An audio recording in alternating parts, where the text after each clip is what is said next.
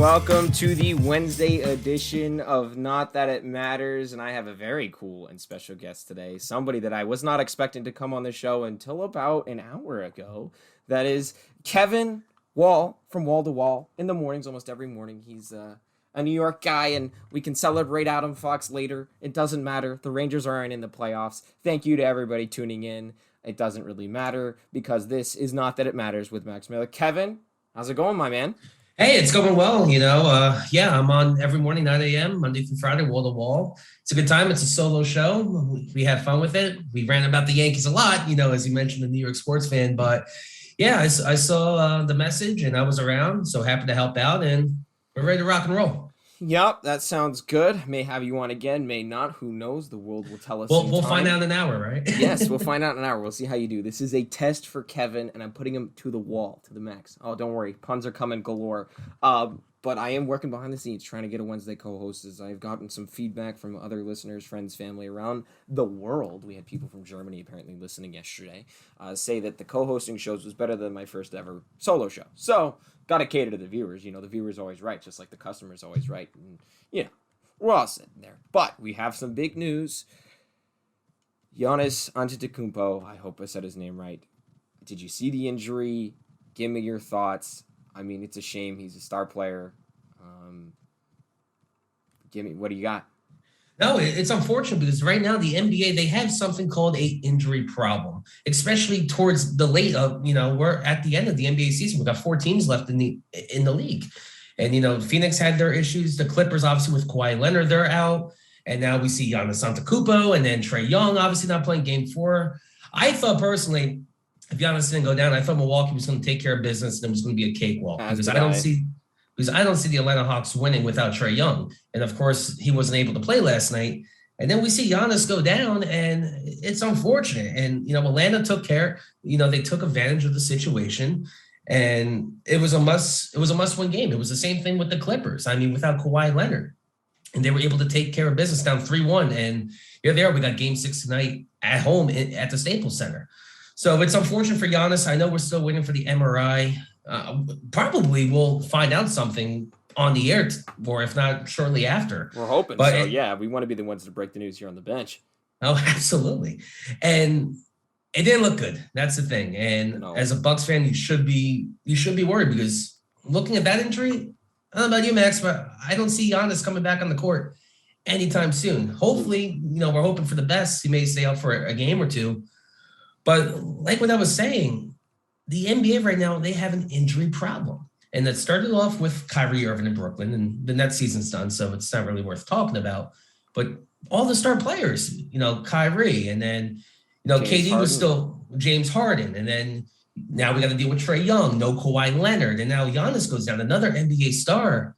And you're just thinking, what's going on? Because we're inching closer to the finals. Hey, there's a chance we may even find out one of the teams may reach the NBA Finals tonight in the Phoenix Suns. I think that's going to be tough at the Staples Center, like I said.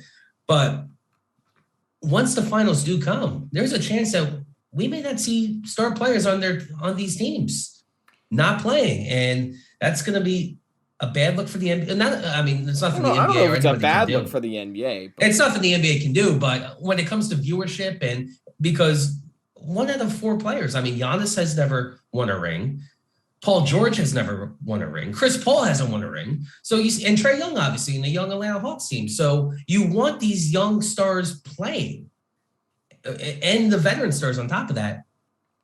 And there's a chance that one of these 4 people, or 2 of the 4 players that are hurt right now, are not going to play. And don't forget, Chris Paul was out with COVID to start this series. I know. And let me tell you something, because I said it on Wall to Wall as well. How did that come out of nowhere? Because, of course, in the beginning of the season, we'll see games suspended, players in COVID protocol. They can't play for a couple of days until they test negative.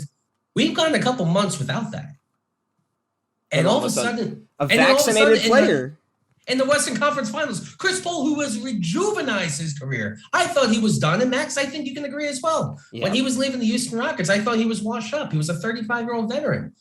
Little did we know that he was what the Phoenix Suns actually needed after leaving the bubble at the end of their hot start, or at the end of the season where they just got smoking hot, and they kept their momentum.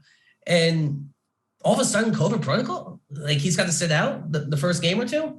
It didn't make any sense. But again, Phoenix is still in the lead. Game 6 tonight at the Staples Center. I don't know what's going to happen. And, once upon a time, we had a coach 5 years ago in the NBA Finals down 3-1. And that coach is currently coaching the Los Angeles Clippers. You did. And I don't know, Kevin, I don't know if you heard my show with Chris yesterday, but we had a long debate about, is Ty Lue a top coach in the NBA? And before I ask you that question, I hope Chris is listening while he's doing his job right now. I really hope so. We'll find out in a minute. Yeah, he'll see if he texts us. Because if you heard me, he's not. He's a good coach, not a great coach, but I digress. LeBron James, and he's not in the playoffs, so it doesn't matter, but he wants to make himself matter. If you heard him when all these injuries started popping up in the playoffs, he's like, oh, I knew this was coming, shortened season, blah, blah, blah. Injuries are a part of sports, LeBron. You got hurt. Yeah. You're also 36. You're older. You can't dominate a game unless you're at completely full strength. So the first 20 games of the season, then your body's going to wear down. You have people who are injury prone, Anthony Davis, Kawhi Leonard. These guys need load management. They need to go to the bathroom. They need rest. But the thing is, look, LeBron, not everything's about you. You didn't predict injuries. The shortened season didn't help injuries, but you played, 10 less games this year? 12 less games this year? Yes, it was more condensed. But injuries are a part of sports. Look at the Euros, right? On last Friday, I talked with my co-host Nate. We talked about the fact that, these guys, there was the pause. Then Project Restart in the Premier League. They restarted, then they played their season, and then they had like a month off. Then they played the Premier League, then they had 3 weeks off, and now we're here with Euros. And there's been injuries there. You look at hockey, right? There's these guys, getting hit, and there's stuff coming out. There's injuries that are coming up that people play through broken feet. There's people playing through strained ligaments. Last year in the bubble, Tyler Seguin needed 4 separate leg injuries. 1 for hip, 1 for knee, 2 for feet. Dude, that's the name of the game when it comes to injuries. And first off, but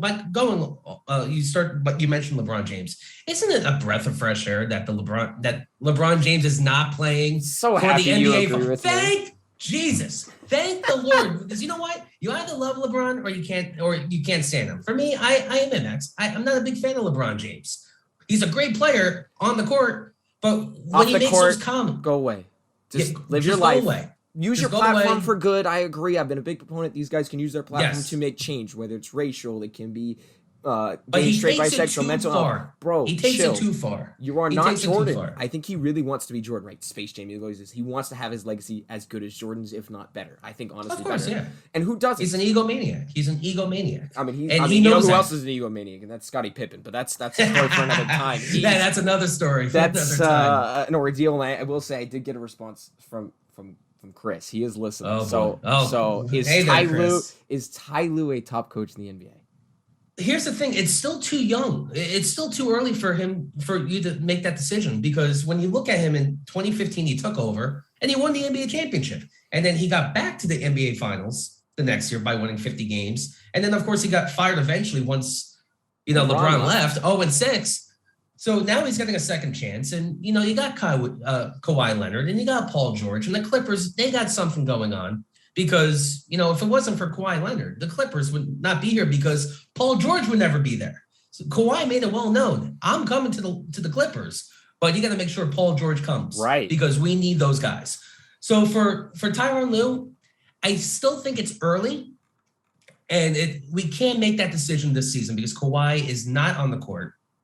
Even if he was on the court, he would not be 100%. I don't think we can have that discussion until sometime next season when we do have a healthy Kawhi and a healthy Paul George together. And then you add a Beverly, and then you add the bench. So I still think it's a little too soon, but I can see where you're coming from, because he had a LeBron James. He's always had a good team. Don't get me wrong. And I think he's a good play caller. I don't see him as a great motivator. And Chris, I will tell your response just for this. He said, "Sir, Ty Lue will cement himself as a top coach in the NBA after these playoffs. If he gets through to the finals and pushes it to at least a game 6 or 7 into the finals, I will put him in that upper echelon as a close to, if not a top coach in the NBA. Next year will be the kicker if that's the case.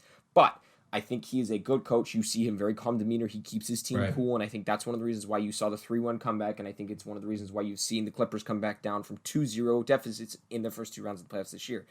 But as a team, they're solid. They work hard.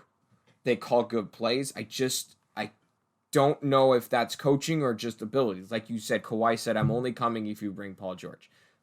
So I want to know if Ty Lue would have done the same thing without Paul George. I want to know if Ty Lue would have done the same thing with the Clippers without Kawhi Leonard. And that's it doesn't matter. We can also have the same debate about Stephen Kerr. I mean, what did he walk into? That was Mark Jackson's team in Golden State after the 2014 season. And look what he's done. He was able to go back to back, and he didn't win in 2016. Obviously, he lost to Tyronn Lue. But once everyone started leaving, they were not the same team. No, but if you look at the way that roster was built up, I mean, the way he's gotten them, how much he's gotten out of his team, and to keep them as competitive as they are, even with the injury-filled season that was 2019, we'll see. I think next 2 years as a kicker, I think he's been a good coach, top coach, and I'm a Bay Area guy, so I've been able to see him close.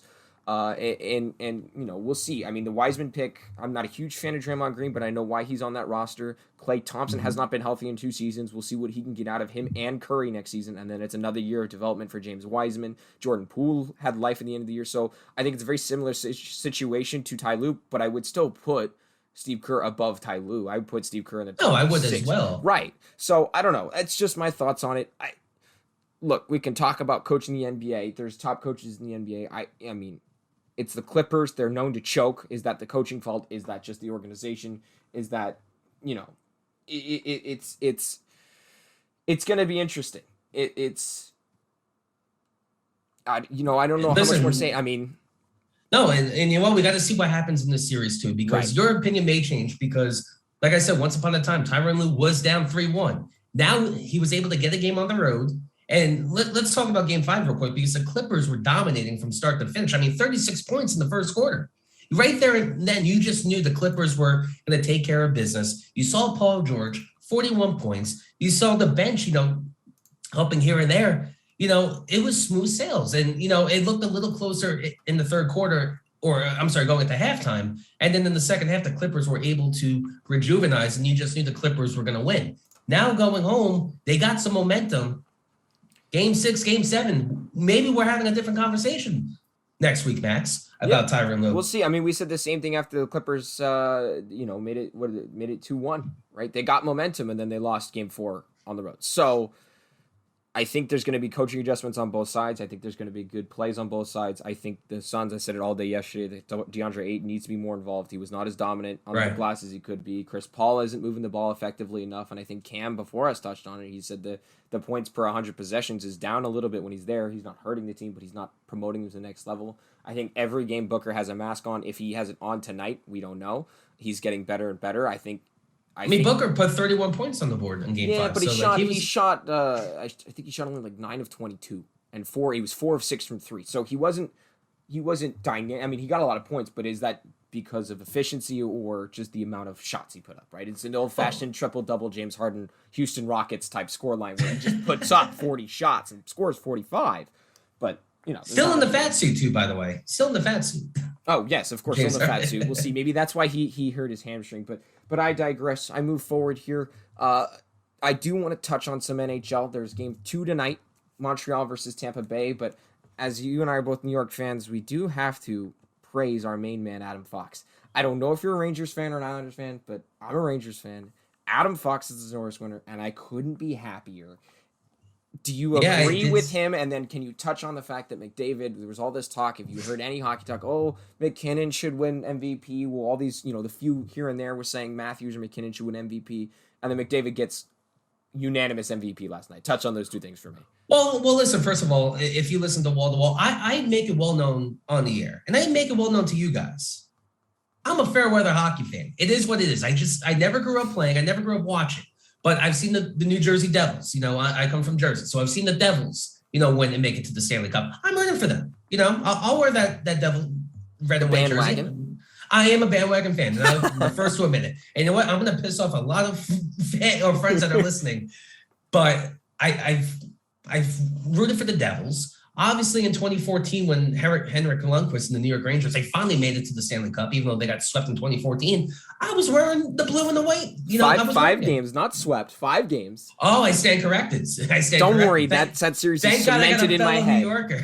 Thank God I got a fellow New York fan with me right now. But I couldn't help but root for the New York Islanders at this thing because they've sucked for the last 40 years. They haven't won anything since 1982, and that fan base has gone through hell since going 4 in a row. I'm sorry.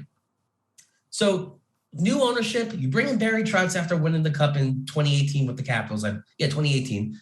You couldn't help but root for the fan base, especially when it was their last season at the Coliseum. That place was a dump. I was the same way. That the Coliseum is a dump. Root for the fan base. I don't like the team. I don't want to root for them. So I was very happy they didn't have home ice advantage, so I wanted all their series to go to 7 games so I could root for the fan base. But they had fun in their 3 games and then lose the series. Yeah, they had their ending in Game 6, and then there was a great Game 7. I got to admit, I was screaming at the TV. But going back to what you were saying with the Rangers, you got something to look forward to. And that all started when you won the lottery and you got that first pick last year. Well, I think it started with Kaapo Kakko the year before that. Got number 2 overall. And then the bubble just expedited everything. The bubble lottery. The bubble screwed a lot of people, especially the rebuilding teams as well.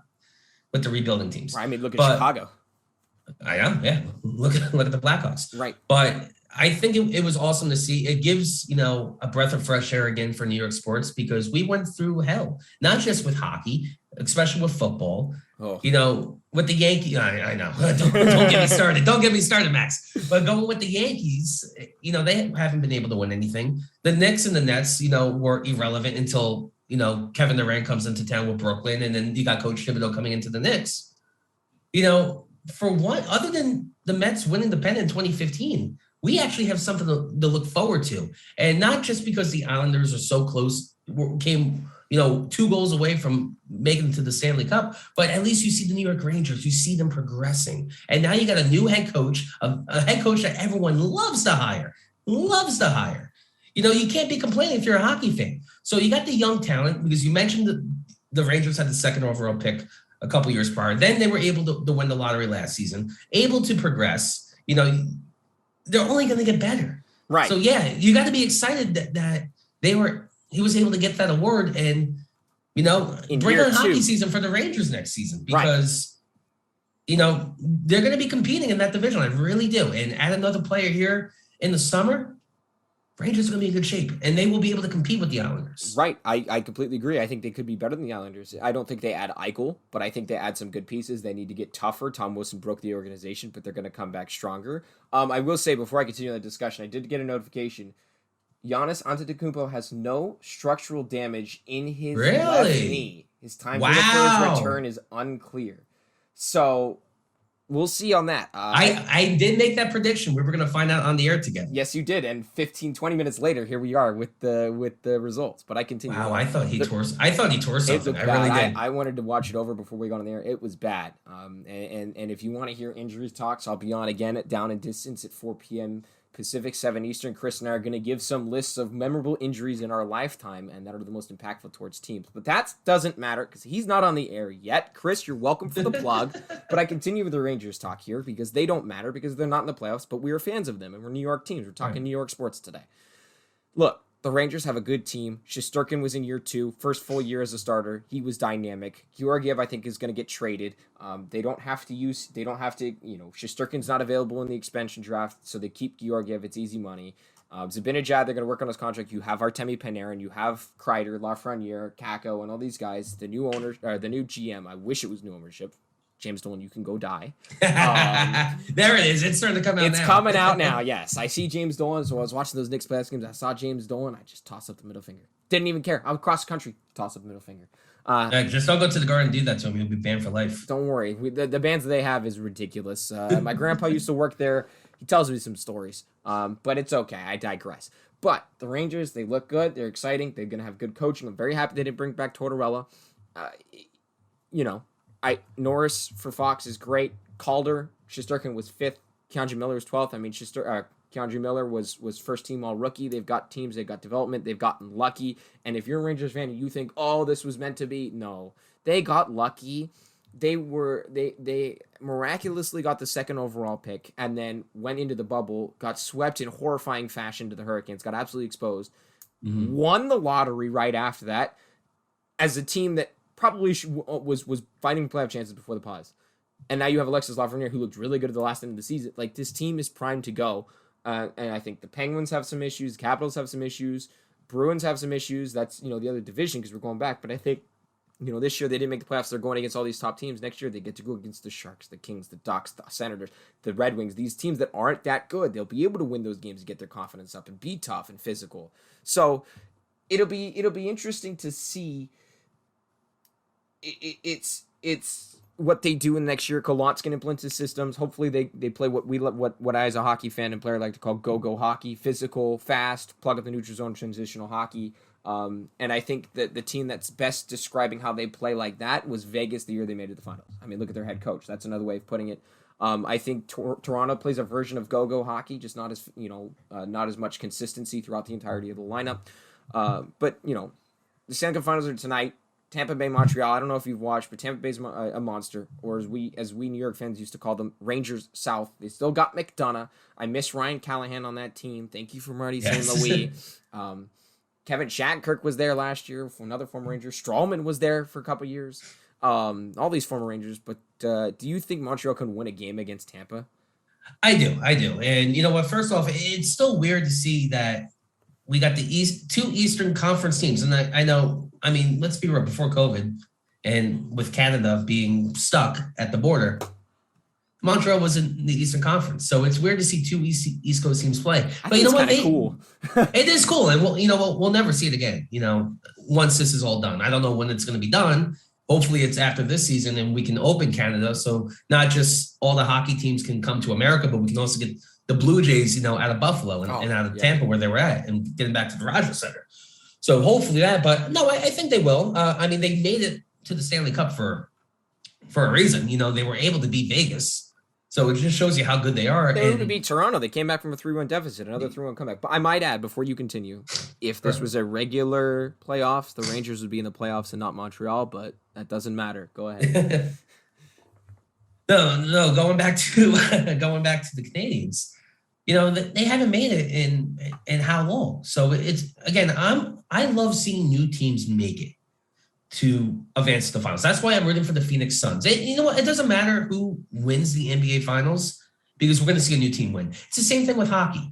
Tampa Bay Lightning, they've been there, done that. And speaking of, when the hell did Tampa, Florida become the king of sports champions? Oh, I know. Number one. The Buccaneers, the Lightning. I mean, the Lightning were always good. The Lightning were always good. All of a sudden, Tom Brady brings his vegan juice and his avocado ice cream, and you got another championship here. The Rays win the pennant in that dump in that new system.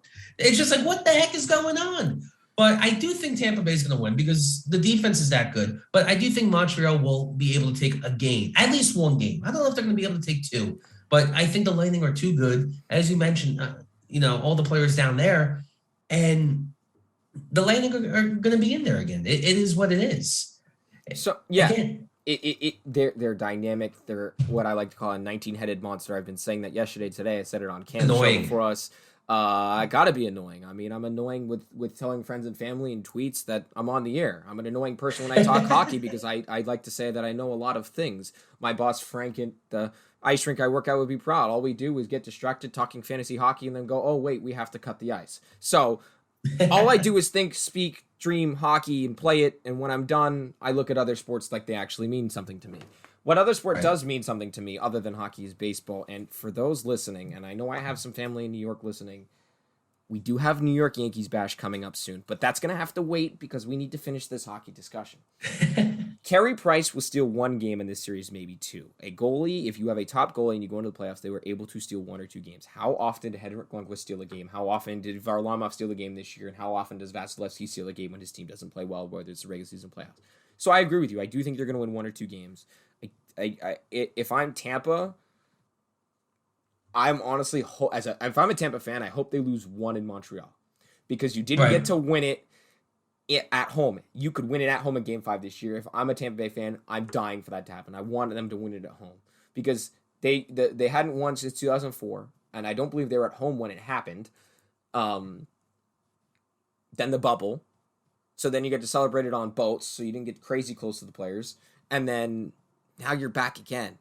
Go for it, Right. Don't throw a game. Don't throw a game. Win it. And you know what? Going back to Game 6 of the Eastern Conference Finals, when they were at the Coliseum, which happened to be the last game, in that dump, that we call it at least, you couldn't be disappointed when the Islanders did win Game 6, in overtime, and the crowd was going nuts because you want to win at home. You want to win at home. Oh, of course. And, if I was a Lightning fan, I'm thinking game over.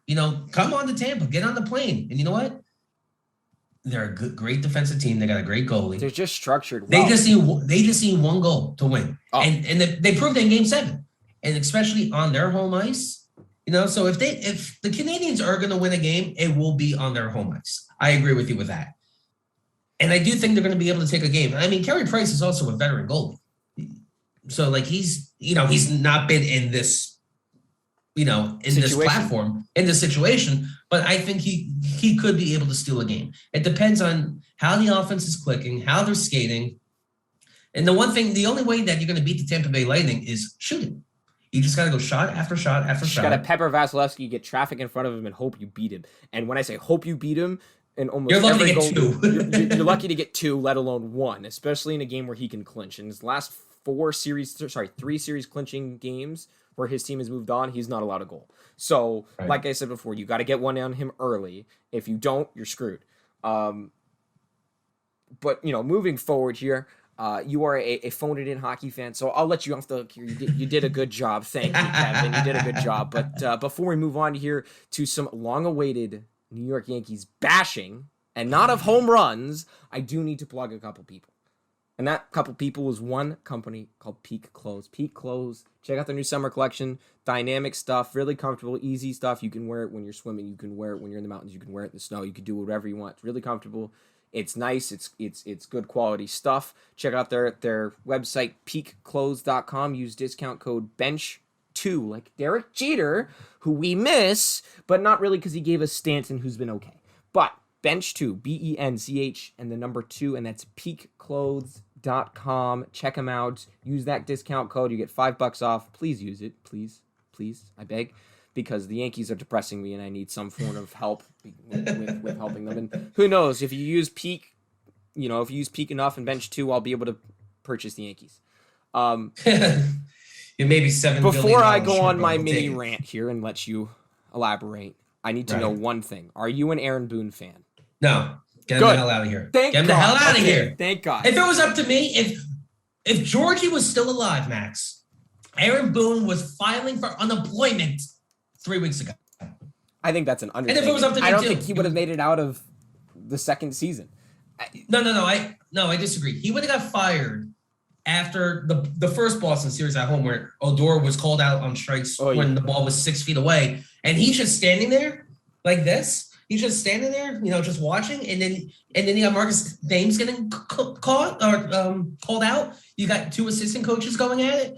Why? Because you got tossed against the Detroit Tigers a couple days ago? Who cares? Go out there. What would Joe Girardi do, number one, Max? Don't get me wrong. I don't would have put on the show. Right. He would have put on the show, and he would have got his team hyped up. Now you got fans in the stands. They're hyped up. That's where you win baseball games, especially in close games against arch rivals like the Boston Red Sox. Right. And you look at this. If you look at the year 2019 when they went nuts, what was the phrase? My guys are blanking savages in the box. Savages. He put on a show. He got his team motivated. If you look at the year before that, there was the thumbs down fan, right? Todd Frazier was there. He wasn't the greatest of players, but he motivated them. He got them winning. They played hard. Now, they didn't win in 2018 because of some cheaters, but that's okay. We continue. And 19 too. And 19 too, but that's okay.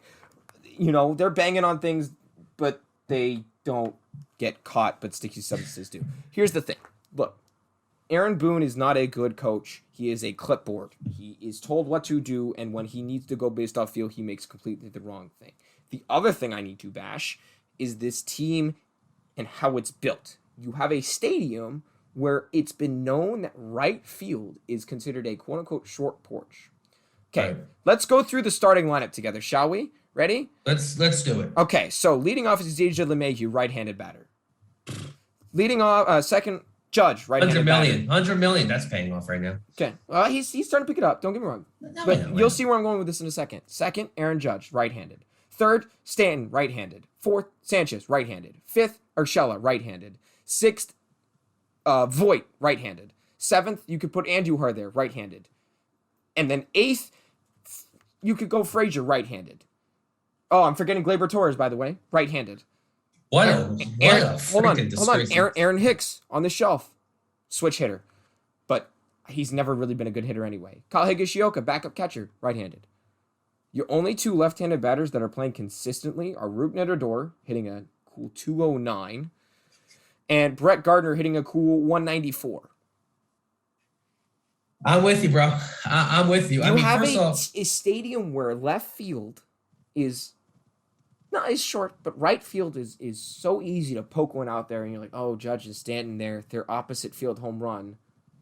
You look at Matt Olson of the Oakland A's, and I know all of my fellow friends out here, Yankee fans that know the A's, is Matt Olson would be the absolute most perfect Yankee. He is a star first baseman. He can field like he's a platinum glove level first baseman. He can hit. He's hitting almost 300 this year, which is not sustainable for him. But he will hit in Yankee Stadium. He would hit 50 bombs plus. You think so? 50 bombs plus. I will pull up Matt Olson's stats right now. The dude is insane. He is incredibly good. Here's Matt Olson's stats on the year. Give it to me. He is in 274 at-bats. He's hitting 292 with a 374 on base, a 951 OPS. He's only struck out 52 times, which is low for him. He walks 35. He's even stolen 3 bases, and he's slow as hell. He's got 20 home runs, 53 ribbies. Now, he can't always hit 292, but he's big, he's lanky, his fielding, he's 6'5", he's 27. He is tremendously good. He's won 3 Gold Gloves. He's won a Platinum Glove. Matt Olson would be the perfect New York Yankee.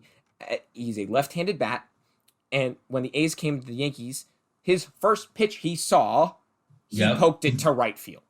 Yes, he did. and he didn't crush it. He can hit the majestic ones, but he poked it. You just need to hit it to 314. That's all you need to do. Right. That's so when you have guys who are notoriously known to pull, because that's all the Yankees know how to do. I'm with you. Right field means nothing. And that then falls back on Cashman. And I'll let you go before we bash Cashman. Yeah, no, I mean, I've been saying this for the past couple seasons. This is exactly what the New York Yankees have been missing in their lineup. I can care less about these 225-pound bodybuilders that can hit the ball 500 feet when they hit it. What they need, first of all, Aaron Judge should not be batting second, okay? DJ LeMahieu should not even be leading off. No. What the New York Yankees need, Max, is a small ball, get on base, can steal a couple bases, get on base for DJ LeMahieu batting second, and then you can get Aaron Judge at 3 and Giancarlo at 4, and then et cetera, et cetera, et cetera. That's what they're missing, number one. You can't have DJ LeMahieu. Don't get me wrong. He's been great his first 2 seasons with the Yankees. This year is a disappointment, especially that we just paid him. And you may be picking up the bat now, but, it's going to be July tomorrow. The All-Star break is just in a couple of weeks. And what are the New York Yankees at? They're only 3 games above 500 behind a talented Red Sox team where I think it's safe to say Alex Cora is the recipe for the Boston Red Sox. Cheater or not, give credit where credit's due. And then Kevin Cash with the Tampa Bay Rays. They've always been the Yankee killer for years. But going right-handed batter. Going down the list. I mean, Brett Gardner, going back to the Savages days in 2019 when he was going nuts with the bat. That's the Brett Gardner I thought we were going to get back. Oh, I didn't. He's old. He's washed. He's done. No, you know what? Because a 60-game season, I mean, going into 2020, I thought he was going to be able to play.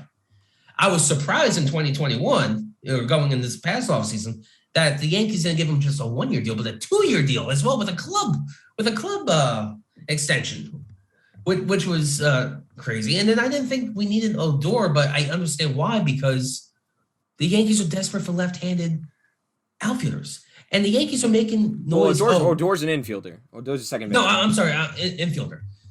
But looking at the infield, though, on paper, look how stacked they are with a LeMahieu, a Voit, a Gleyber, which he has been pathetic, And then, I mean, you can move Andor we're all over the place. And then you have Gio Urshela, all right-handed batters, but I can see why you brought Odor into the left. And he doesn't play every day.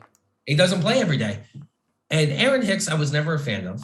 Oh, thank you. Yeah, it looked good at the moment. And once you extended him for 8 years, it was like, what the hell are you thinking? It was $7 $10 million a year for 7 years. It was only $10 million. So you're like, all right, if he's not the guy, then you can obviously cut ties. I mean, for the Yankees, $10 million is $10 million. But they won't cut ties. Well, hold on. Before you go, I'm going to cut you off here. I'm sorry. Sure. The Yankees, $10 million is $10 million is not how they run their team anymore. No. Like, the Yankees, if George was alive, it's spend, go over the text. Now it's, we gotta cut corners. We gotta bring in, Odor because we won't have to pay him. We gotta go cheap. We gotta play with DJ LeMahieu after he was literally almost the MVP last year. We gotta play with Glaber. Oh, Frazier, we're gonna bring you up and down, but we're gonna bring in Gardner, and we're gonna bring in O'Day. Like, the Yankees is not $10 million and $10 million is not the Yankees' mindset. Okay, let me read you the lineup tonight. LeMahieu. Oh boy. LeMahieu leading off, playing third. Luke Voit second. Oh, yeah, that 209 average. Yeah, that's paying off. He was hurt, but come on. He was hurt. He's getting going. Gary Sanchez, who learned how to hit, right? It seems like one player in the Yankees lineup knows how to hit at one time. They can't all hit. They don't fit like a puzzle. They don't fit. Gary Sanchez 3, Stanton 4, Torres 5, Odor 6, Andujar 7, Frazier 8, Gardner 9. Oh wait, where's Judge? Wait, why is Judge? He's got an off day? I don't know. He's probably feeling sore, and they want to give him an off day. Give me a break. That's another thing with the Yankees. By the way, they're going against Ohtani. They're going against Ohtani on the mound, so they I'm in Jersey right now. You know what? It just makes me want to go on FanDuel or go on DraftKings and just put Angels minus 1.5. That's easy money right there, especially no Aaron Judge. On FanDuel, the Yankees are favored, so you might want to go on FanDuel. Okay, I'll go on FanDuel. And you really think Domingo Germán is really gonna take care of business? Domingo is on my fantasy team, and I have not started him in 2 weeks. I might as well drop the freaking guy because he doesn't come in clutch. I mean, I knew when they were playing in Boston, he was going to give up 4 runs in the first inning. I knew it. Just knowing this team and how Germán pitches, and he's not the same player from 2018 or 2019 until, what he did, and he had to pay the price for it. He's just not the same player. But going back to the Yankees lineup, off right-handed batters, I see Giancarlo off the lineup 2-3 times a week. It must be nice when they get paid $354 million. Wish that was us. I know. I wish it was us. We deserve it for this type of discussion we're having today. Come on, Cashman, where you at? Hire us. We'll be your PR guys. And here's the thing. Brian Cashman would hate us because we're talking a lot of smack about him. Going back to Aaron Boone. Aaron Boone should have been gone 3 weeks ago. If Georgie was alive, he's gone. I mean, how many times did he hire Billy Martin? You just knew the resume. And while Hal Steinbrenner is just hanging on his yacht, in the Hamptons or wherever the heck he lives, he's just letting it flow. He's letting it flow. I mean, look at the team on paper. You got no help with the bullpen. You got no help with the lineup. Garrett Cole can only do too much. And now with the foreign substance ban a couple of weeks ago, he's not been the same. Give it a break. We're going to have pitchers that have cold starts. Cole's going to be just fine, number one. Well, I also think that sticky substances, his RPMs, his last few games have been going back up. I think it was adjustment period. And I said this yesterday. I think it's really the sticky substances for him was a little bit of extra spin rate, but more control based. No, I agree. And you know what? I don't think that rule is going to last. I think it lasts the rest of the season. I think they come to an agreement. I mean, these guys, they can't even protect their skin now. So no, I agree. Melanoma you had Tyler Glasnow, when he had his injury 2 weeks ago, he's saying, part of the reason why I tore my UCL was, I can't get a good grip on the baseball anymore these days. Which I do agree with, but look, it's against the rules. They just never enforced it. Sure, the way he said it was 50-50 good, 50-50 bad. It looked good, but it also looked bad on his part because he just said, I use sunscreen and rosin. I was just trying to protect my skin. Look, you use foreign substances. You fully admitted to it. Unlike Trevor Bauer, who is going through his own stuff right now, which I won't get into until more detail comes out. We'll talk about that in a minute. Well, if you want to. I'm waiting for more details to come out because that whole thing. No, I'll wait for more details as well, but it kind of tells you something because it's a criminal case. I mean, we've seen cases with other athletes like Deshaun Watson, for example. Right. He's got like 24 different cases, but they're all civil. This is the first case that we're seeing that is a criminal charge, which is not a good look for Bauer, obviously. And It's still too early. We're going to find out more details either sometime tonight or tomorrow or definitely later on in the week. But going to Boone and the New York Yankees, getting rid of Girardi was probably the dumbest thing the Yankees have done. I would disagree, but I don't think they brought in the right person. I think Girardi's time was up, but Boone was not the right guy. And I say this on my show a lot, wall to wall.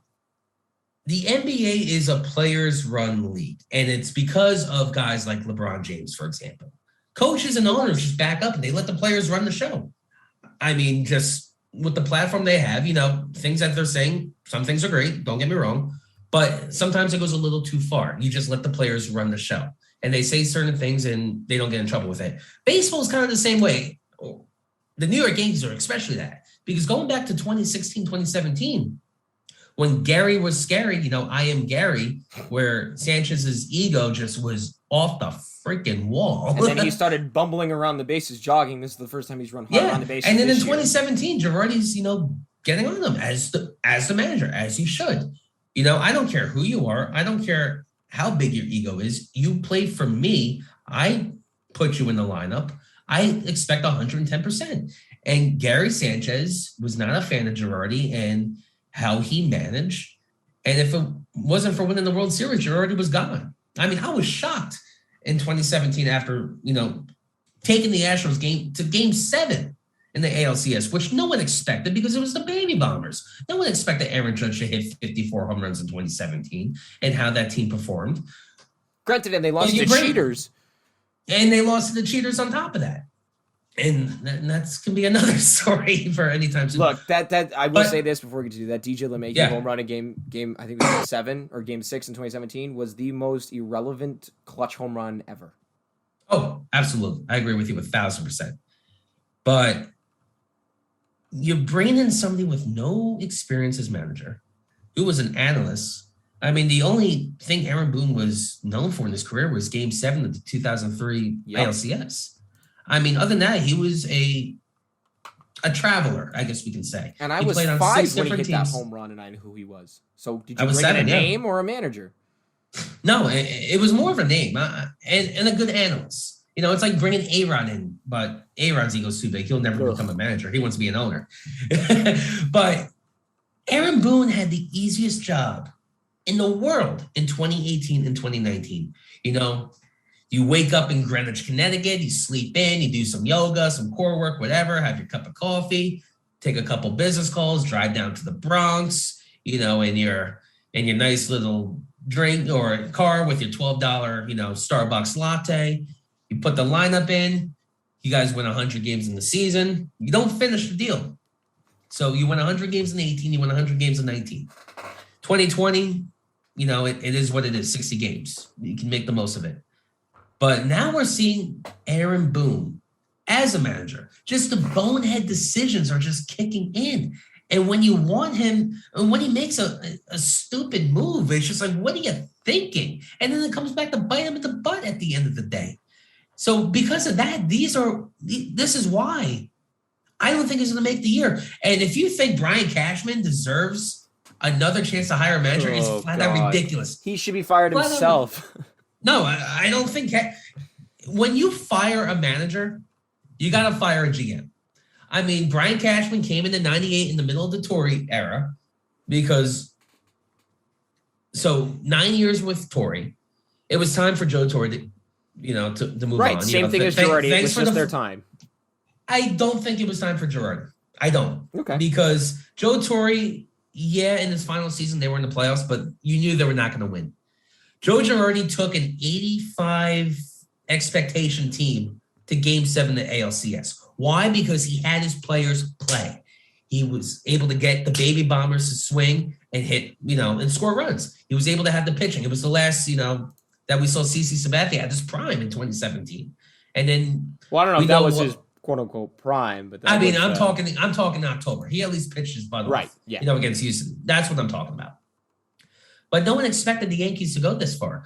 Just a little bit of coaching and someone that knows what they're doing as a manager. I mean, Joe Girardi has the experience. And, I mean, the only thing that's missing for Girardi now is the talent. I don't think Girardi's the problem in Philly.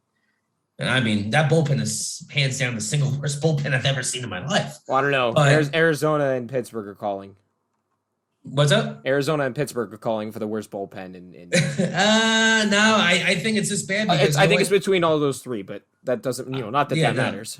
Philly's still, it's still my choice just because of who's on that team and all that. Right. But anyway, now we're seeing Aaron Boone as the manager. He's just laid back. He just lets the players run the show.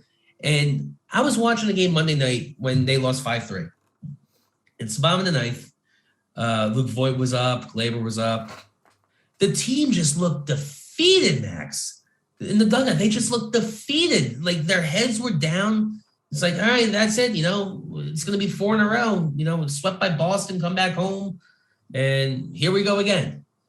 And with that, you don't see that with Joe Girardi as a manager or somebody that knows what they're doing, has experience as a manager. Aaron Boone just shows up to work and does the deed. And now we're seeing, his actions as a manager. We're seeing the results. And the Yankees, listen, there's no need to be buyers. Don't try to buy. They may be in the AL wild card at the moment. And yet, they're not even there. No, they're not even there. I stand corrected. And yet they put 11 runs on the board yesterday. It was about time they hit the ball. But we see this over and over and over again. This team, you take 2 steps forward and 1 step back. 2 steps forward, 1 step back. I mean, after the Corey Kluber, they started off 6-11. Corey Kluber's no hitter. That's when they're on a roll. I mean, how many games in a row did they win? It was like 10 out of 12 they or something won like 10 out of 12, 10 out of 13, something like that. Yeah.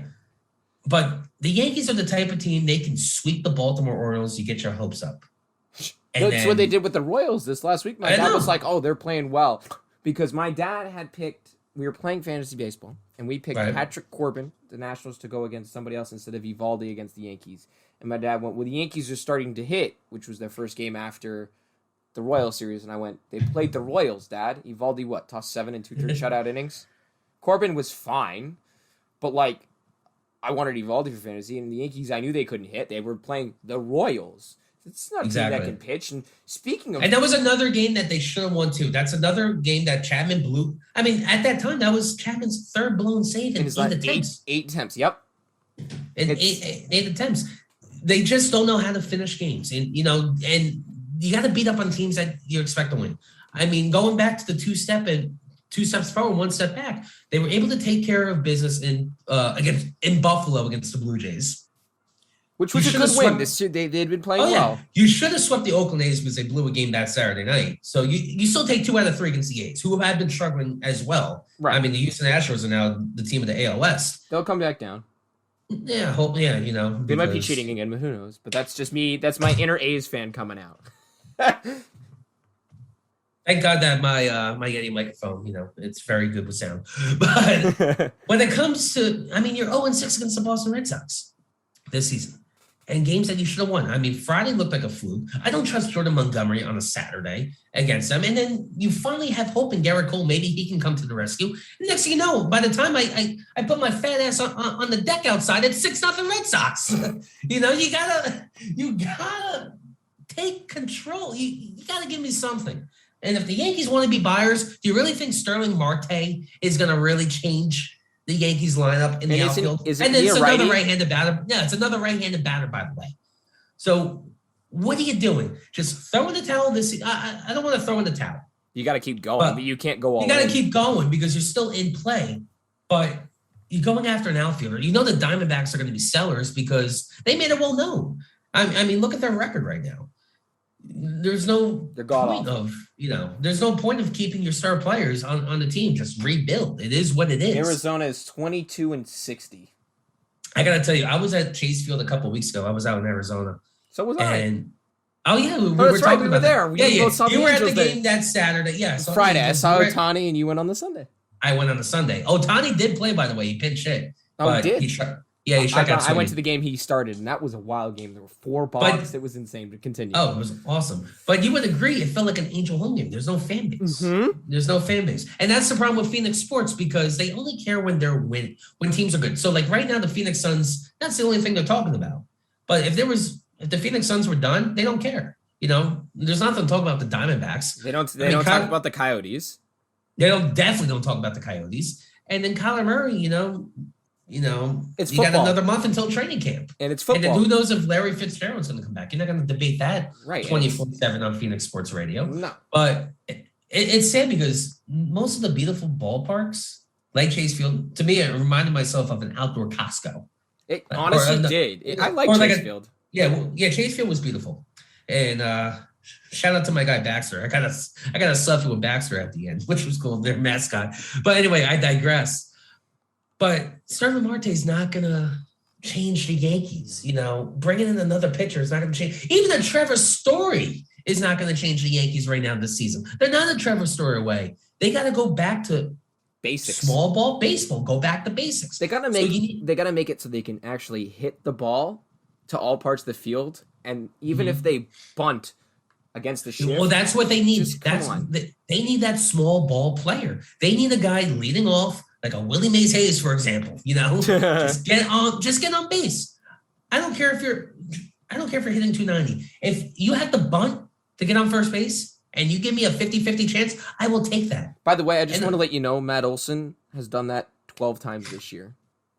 Yep. He's a big pull guy. He'll either loop it over the shift or he'll hit a home run or strike out, walk, or bunt it down the line for a hit. But here's the thing, though. The Oakland A's are not going to trade with the New York Yankees right now. No, but he's a free agent after next year. And it's just... Oh, it's a free... Yes. He screams Yankee. That's all I'll say. And I get to watch him up close. He's a great player, you know. So, I mean... And he's not coming back to Oakland and that dump with the Cubs. And if he has this year the way he's having and he continues, he's going to get paid. And there's only 3 teams that can pay him, and it's the Red Sox, the Yankees, and the Dodgers.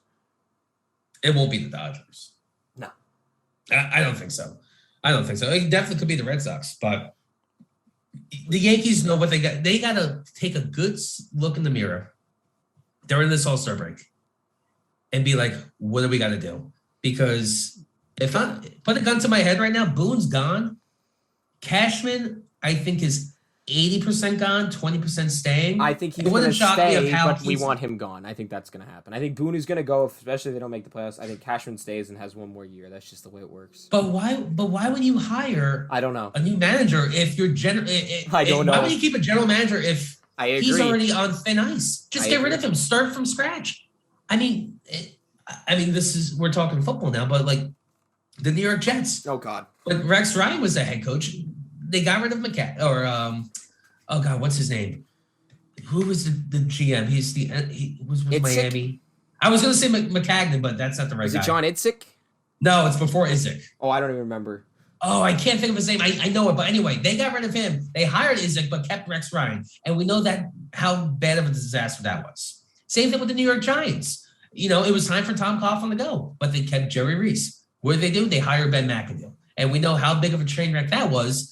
Less than a year after making the playoffs, both Reese and McAdoo are gone. So you got to keep, if you're going to, turn the page and start a new era in any sport league, you got to get a new head coach and you got to get a new general manager. Because if you mix 2 and 2 together, at the end of the day, it's not going to work. You may win a few games here, you may want to win a few games there, but it's not going to deliver. It's not going to deliver you a championship. And for Brian Cashman, I mean, he's been with the Yankees since 1998. Okay, so they had the dynasty team in 98. That wasn't his team. No. And then all he did, he won in 99, he won in 2000. He's going to get credit for that. But he bought a World Series in 2009 by bringing in the CC. Well, I mean, the Yankees have bought a lot of World Series over their lifetime. So okay, but they definitely bought 2009. But oh, yeah. You finally had the baby bombers, something that we can homegrown build. It's going to be good. But they're the same players. Power, strikeout.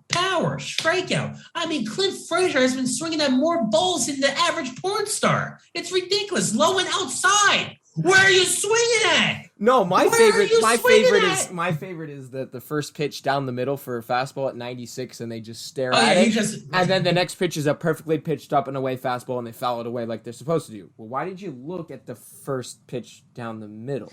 Because we're told to take in Little League. That's what we're doing. They're playing Little League right now. I don't know, but they're late on everything. They're slow on everything, and I think we got to cut them some slack because there's pressing issues right now in the MLB. The Brewers and the Cubs are. It's a tight division right now. Yeah, so ready here. They're playing each other right now. They're on top of the 6th. The Cubs put up a 7 spot in the first inning. Did they? Okay. The Brewers have proceeded to score 14 straight. So 14 straight. Yeah, they scored 1 in the first, 5 in the second, and 8 in the fourth. Willy Adames, who was traded from the Rays, has hit a grand slam. The Brewers, Yelich, still hitless. What happened to him? He's fallen off a cliff. But Adames is up to 240. But I just wanted to bring that up because that's a wild game. We had the combined no-hitter with the Cubs against the Dodgers of all teams. And I loved quickly before we end up here, I loved that Kimbrel had no idea.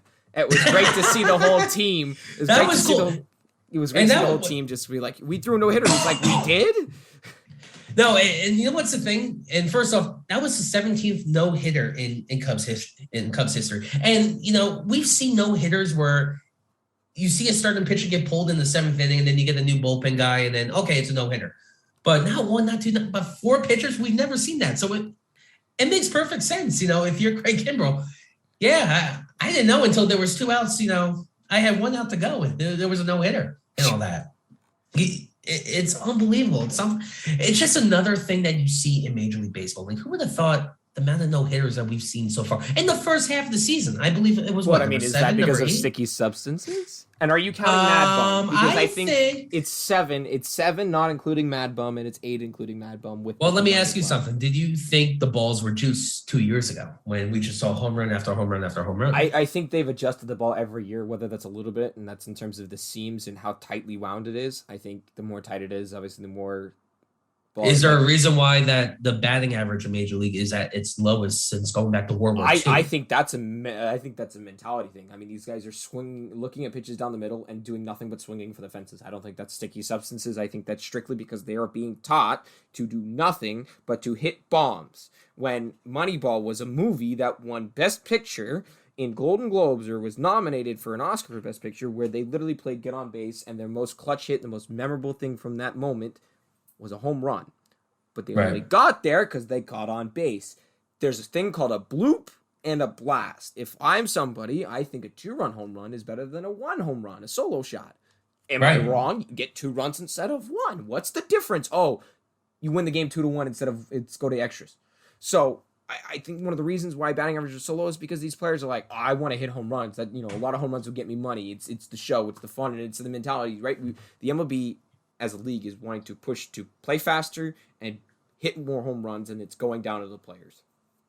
Yeah, no, but it just makes me think because, I mean, going back over the years, how many no-hitters have we seen? 2, 3, maybe? Yeah. Now we're at 7, and we're on pace to hit almost 20. Yeah. To hit 20. I mean, who knows? We may see another no-hitter today at this rate that we've seen in the first 3 months. Ohtani might no-hit the Yankees. He's that good. It wouldn't surprise me. I mean... They'll look at pitch after pitch down the middle, and he'll hit 2 home runs in the process. Dude, who would you rather have? And, you know, I saw this tweet earlier. Here. We got about a minute left. No. Like, who would you rather have? Babe Ruth back in the day or Shohei Ohtani right now, present? That's tough. I mean, Shohei Ohtani, just because he's a new age player, throws harder, probably a little bit more dynamic. But Babe Ruth, I mean, you can't really pick different eras. That's my opinion on that. No, but, like, we have... When Shohei Ohtani came into play in 2018, who the hell would have thought that he would be this guy? I mean... We thought he'd be good. 28 home runs, you know, at the end of June so far in the season. Well, Schwarber's coming for him, but... Dude, when they played, what was it, Monday night against the Mets? Yeah. He hit 2 home runs. We hit another one yesterday. That first shot, I thought that was going to Baltimore.